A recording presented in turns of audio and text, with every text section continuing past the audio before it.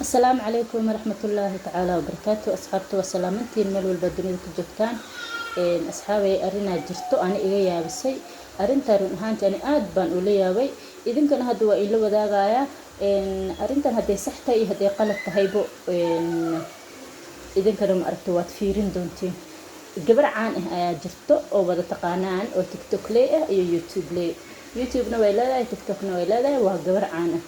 جبران waxaan arkay ayadoo nin gaal ah waxay joogtaa gabadha Nairobi isli nin gaal ah oo mootada kaxeeyo oo ayada custom u ah oo ma aragtay mootada ay raacdo mise ay wax u dirsato wiilkaas ayaa xal midiya la geliyay marka midiya la geliyay wiilka caloosha midiya la geliyay kadibna isbitaalka la dhigay waa sida ayada sheegayso wiilka markaan isbitaalka la dhigay wal abreshibay meeshii xabadiya laga soo bixinay kadibna waa la tolay soo waxa lagu lacagta isbitaalka ugu baahnayeen waxa waaye 30,000 oo Kenya money ah ama $300 gabadhii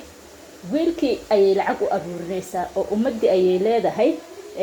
ila caawiyo wiilkan waa wiil saan ah waa wiil aan custom ahay waa wiil fiican waa wiil macrifo naga dhaxaysa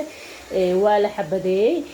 isbitaalkana lacag iskaaga bixi ma haysto ee caawiya at least aan u aruurin 500,000 waxay u dhigmataa 50,000 lacag Kenya at least waxay dhahday 30,000 waxa ka qaadanaya isbitaalka ama 300 isbitaalka ka qaadanaya 200na intuu xanuunsan yahay ayuu maaragtay dhaqaalihii isticmaal lahay waa intuu xanuunsan yahay aadi ahaantaada hadda ma kula saxan tahay nin gaal ah oo ilaahay iyo nabigiisa aan rumaysanayn inay lacag u aruuriso oo ummadda muslimka lacag ka qaaday ee isbitaalka ugu dhiibto okay ayda jeebkeeda waxay ugu garato way siin kartaa taas waa caadi laakiin inay ummadda hado lacag ii aruuriya si aan wiilkan ma aragtay aan isbitaalka ugu dhiibo oo masruufna aan siiyo markuu isbitaalka ka soo baxo run ahaan ana sheekadan ilama wanaagsana because tan koowaad waxay ila wanaagsaneen oo tan ma aragtay ninka diintiisa inuu gaal yahay inay lacag u aruuriso anoo daliil iyo xaqiiq u sii haynin laakiin waxay ila tahay inay qaldan tahay tan labaad gabadhan waxay tusaysaa gaaladu horta waxay naga aaminsan yihiin zayd anaga Soomaaliyeed nahay lacagta inaan beeraha ka soo gurno yani aan nahay dad lacag badan waxa mar walba naloo dhaco Soomaalidu waxa mar walba telefoon looga afduubo waxa mar walba loo dhaco waxa ayaga naftooda loo afduubo gaaladu waxay aaminsan yihiin anaga inaan lacag kaliinaha inaan nahay dad lacag badan inaan nahay aaminsan yihiin soo gabadhan maanta ninkan ay lacagta u gurtay wuxuu iska dhaadhicinayaa wallahi ma aragta tan wallahi Soomaali wixii la sheegay run way ogaa Soomaali way lacag badan yihiin saas ayuu iska dhaadhicinayaa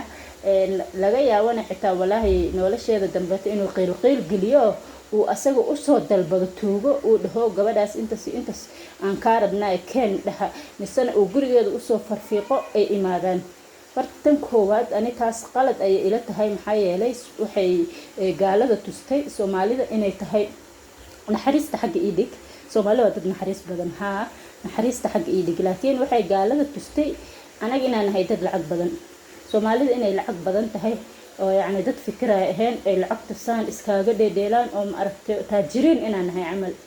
waxaana loo dhaco oo naloo dilo oo naloo afduubo mar walbana waa reasonkaas ayada hadda reasonkii ee gaalada reason fiican ayay siisay ninkaas gaalka hadda reason fiican ayay siisay oo ah in anaga aan lacag badan nahay oo ma aragtay hadhowna oo ninkaas xitaa uu ku dhihi karo nimanka gaalada aan isbitaalka maxay iga bixisay gabar Soomaali wada Soomaaliya la ciyaarna Soomaali lacag kale wax dadkan lacag la dhimanayaan wallahi garanaysa marka taas waa qalad Soomaalida isli iyo Bangani dagan aragtay nafsadooda qilqil ha gelinin ha ka dhaadhicinin yani gaaladan ina anaga lacag badan nahay anaga ma lacag badnin dad wax iska shaqaysto dad xamaasho ha ka dhaadhicinin masaakiima iska xamaalanayaan inay aragtay la dhaho way lacag badan yihiin mise aragtay si qaldan xoolahoodii ayagu ku soo rafaadeen loo qaato tan laakiin ma aragtay diinta waxay ka qabtaan taasina kulay taanay qalad ay ila tahay Allahu a'lam qalad ay ila tahay laakiin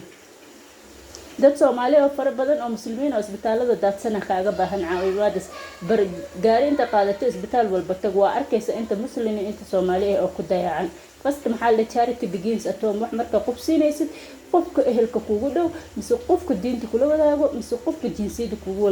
kula wadaago first la rabaa inaa caawisid inta dadka banaanka jira caawinin